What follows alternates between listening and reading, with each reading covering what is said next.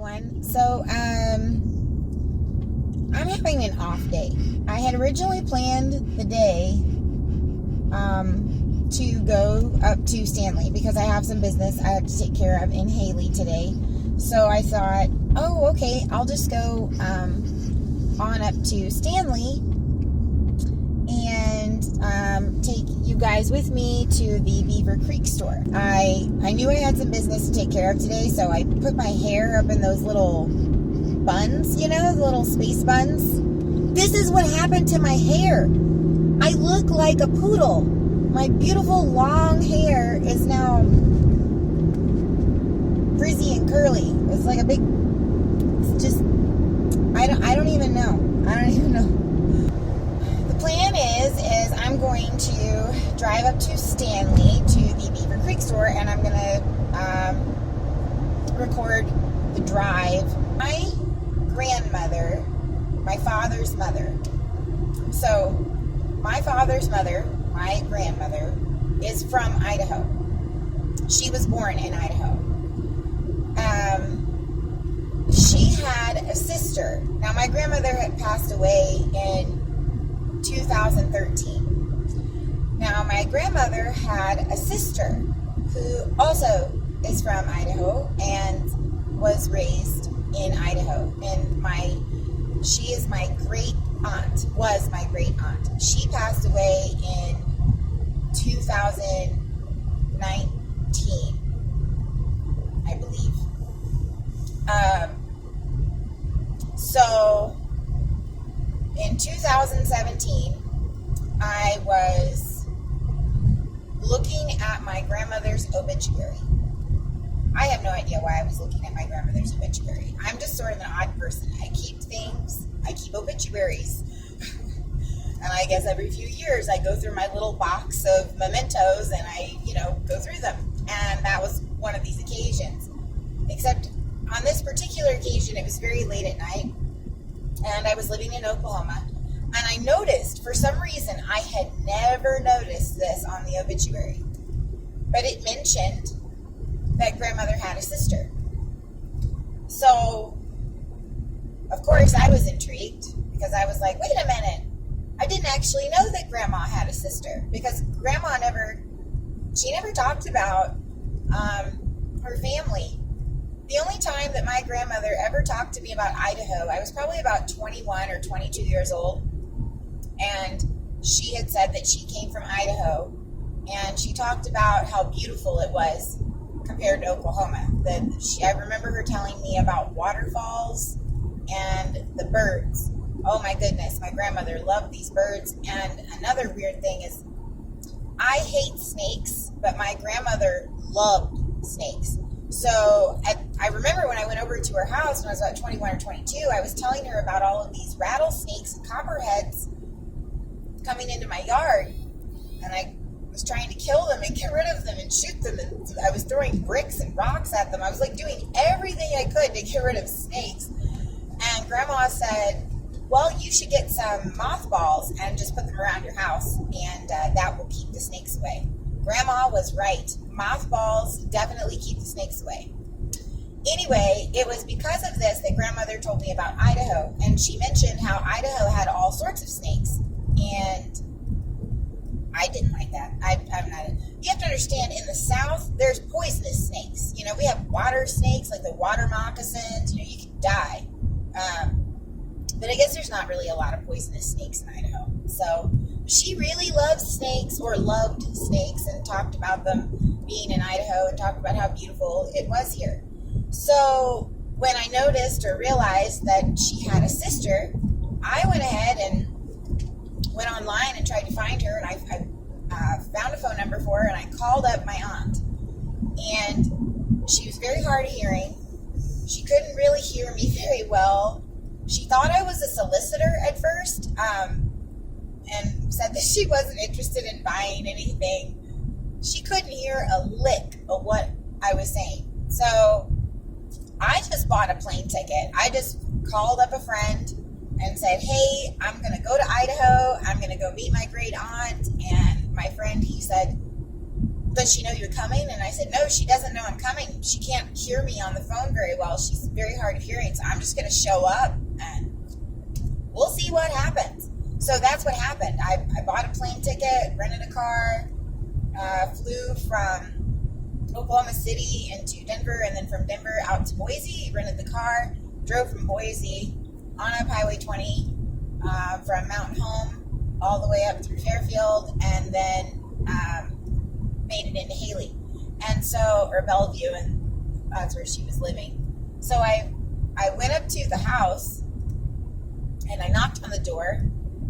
She answered the door, and she looked like she saw a ghost, and she said, "You look just like my sister." And I said, "Well, I'm your sister's granddaughter." That's probably why. So it was really lovely getting to know Rita before she passed away. Like I said, I met her in 2017 when I came up to see her, and she passed away in 2019. So in the short amount of time that I had with her, I quizzed her like crazy on, our family's history and whatnot, why Grandma went to Oklahoma, why she left Idaho, all of that. But I learned that my grandmother and my Aunt Rita spent their time growing up working at the Beaver Creek store, because their mother, my great-grandmother Josephine, who's had many last names because she was married like 5 times, had the store. Actually ran that store for many years, and eventually, I guess the way it works in Idaho is you lease these things, you lease the land and the store or something, you have a term that you can use it, the amount of time that you can use it, and I guess their term was up, or they didn't want to repay, or I don't know. So this woman named Dora took over the store.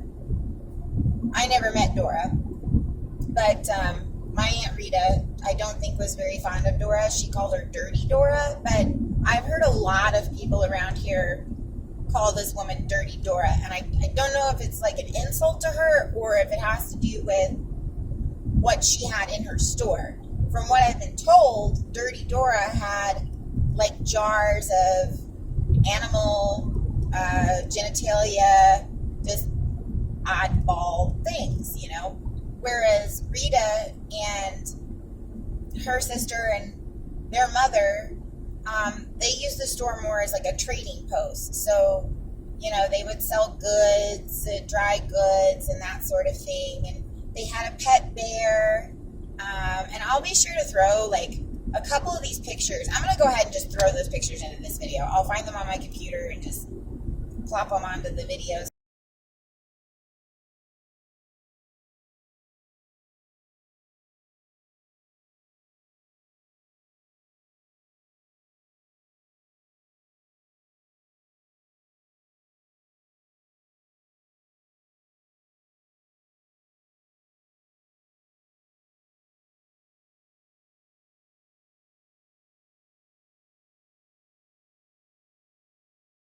Rita, they had a pet bear, they had horses, and she had a dog named Trigger, or maybe the horse was named Trigger, but the dog would ride on the back of the horse. It's the craziest thing. Anyway, Aunt Rita was a true pioneer woman, and meeting her was absolutely wonderful. Getting to know her was absolutely wonderful because we had so many similarities. I never knew about her, and yet my life had so many similarities to hers. She spent her childhood growing up in this store, working at this store. I did the same thing. I spent my childhood growing up working my father and stepmother's tour home. They had used to be called the Baker Plantation House in Danville, Missouri. It was a big Civil War tour home. I would give tours. I'd run the register. I'd run the summer kitchen. I'd do the mowing. I'd do the weed eating. I did everything. I mean, it was ridiculous. And so it was neat to know that my aunt grew up the same way, just being left alone to run the family business. And she also drove trucks with logs tied down on the back up and down these mountain roads, which is incredible to me. I mean, I get scared just driving a car up some of these mountain roads. I can't imagine driving this huge giant truck full of logs, tied to the back of it. But she did. And like I said, it was really interesting that there were so many similarities, because in my early to mid 20s, I actually had a sawmill. So where I wasn't necessarily a logger, I was a millwright. So I had my own sawmill. I'd go out and cut my own cedar trees.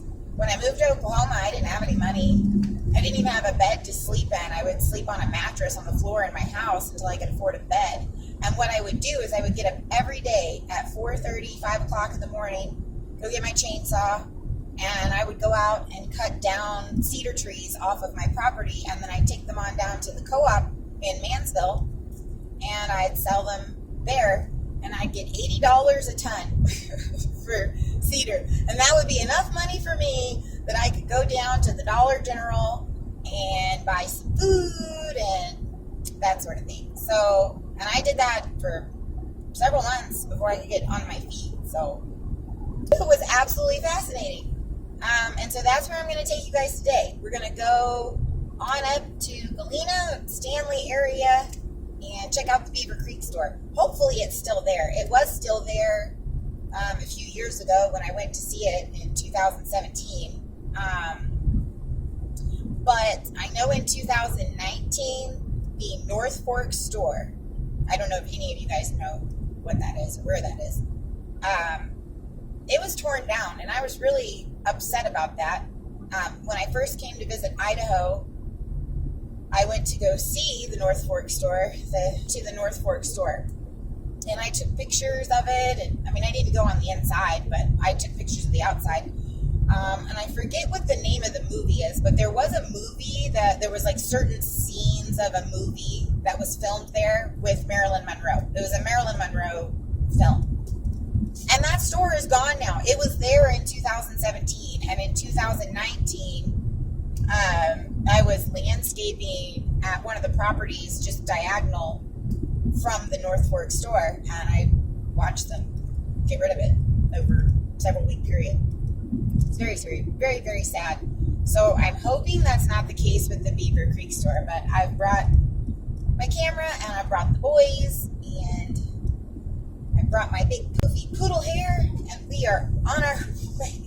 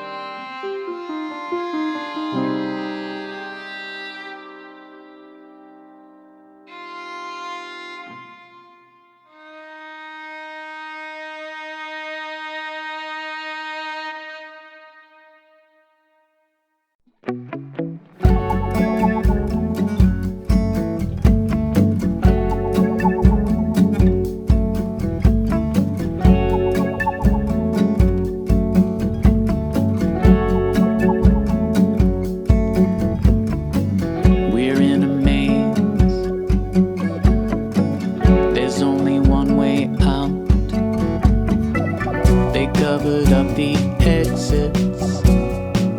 They covered up our exits. And gone is the way that we came in.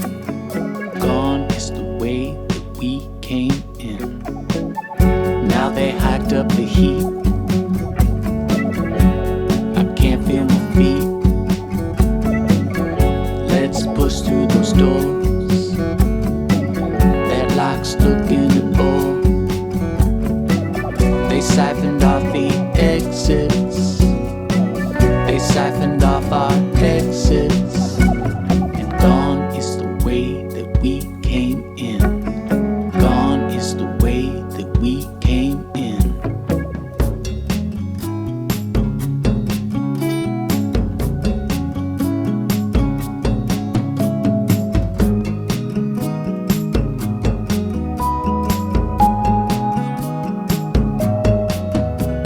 And true enough, we fell in love with walls that seemed to want to hold us down. Around, we recognize, but it's too late. And true enough, we fell in love with walls that seem to mock us when we're down. Around, we recognize, but it's too late. And gone is the way that we came in. Gone is the way that we came in.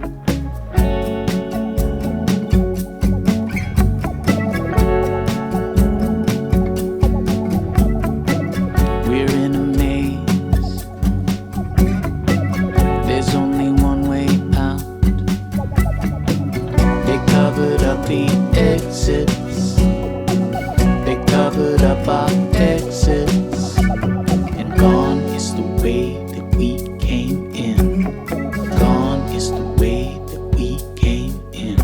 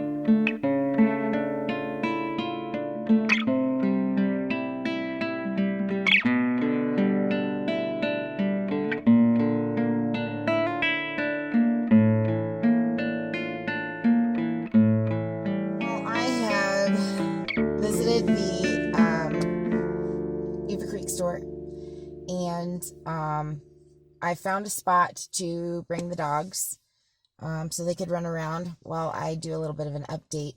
I didn't realize it was going to be so emotional for me. My father passed away in October, and, oh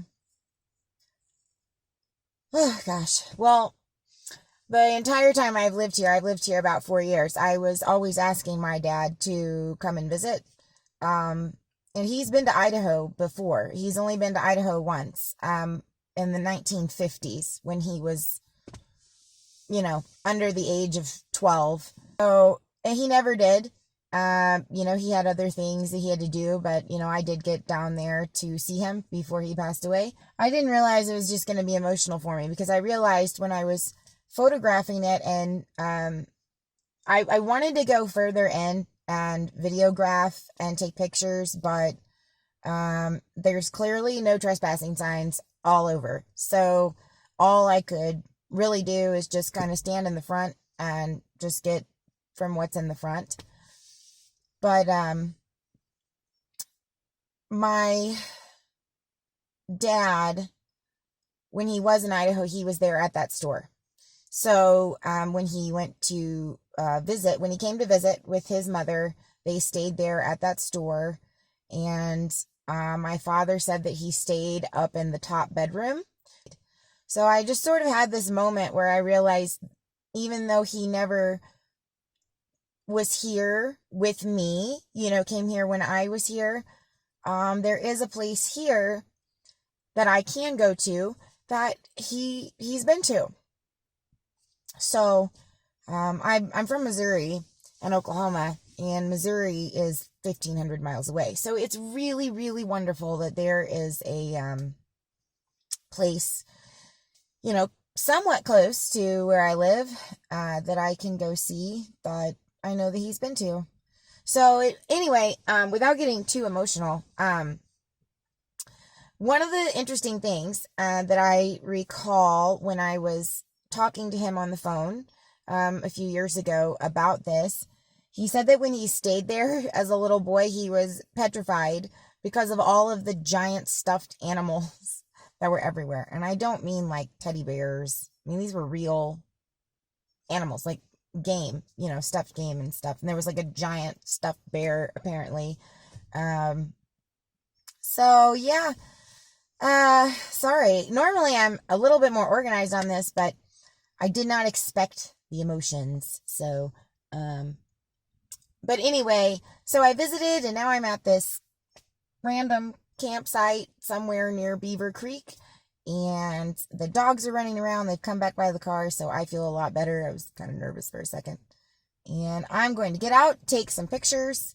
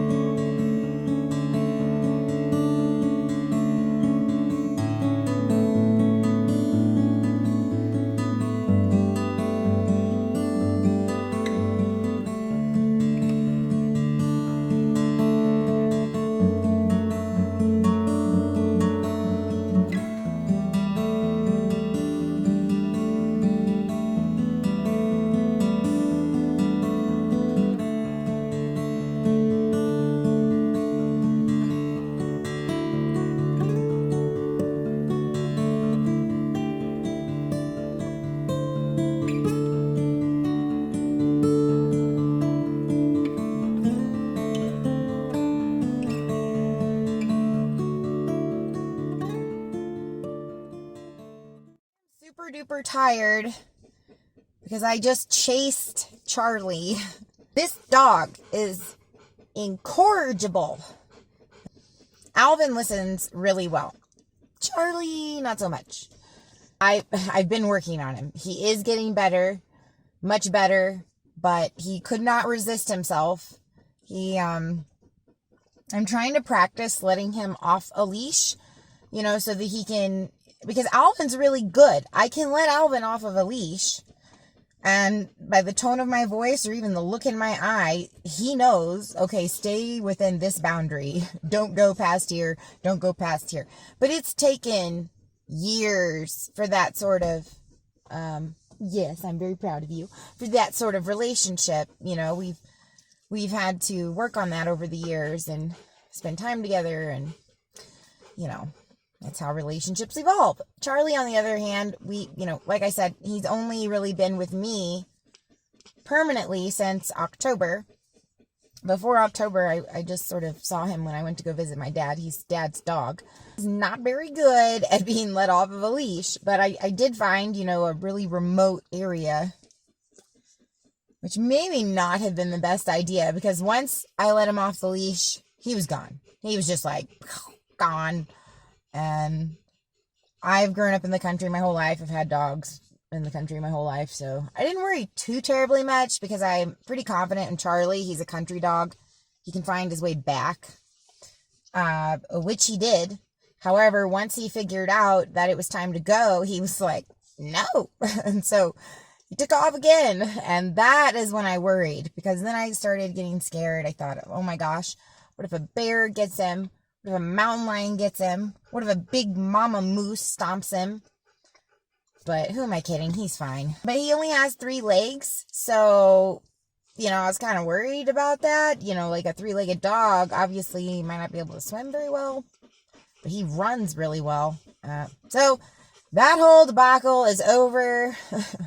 We're all back in the car, except Charlie's all wet and muddy now. Aunt Rita, for anybody who might be interested in looking into her, was written about in a few books, mentioned in a few different books.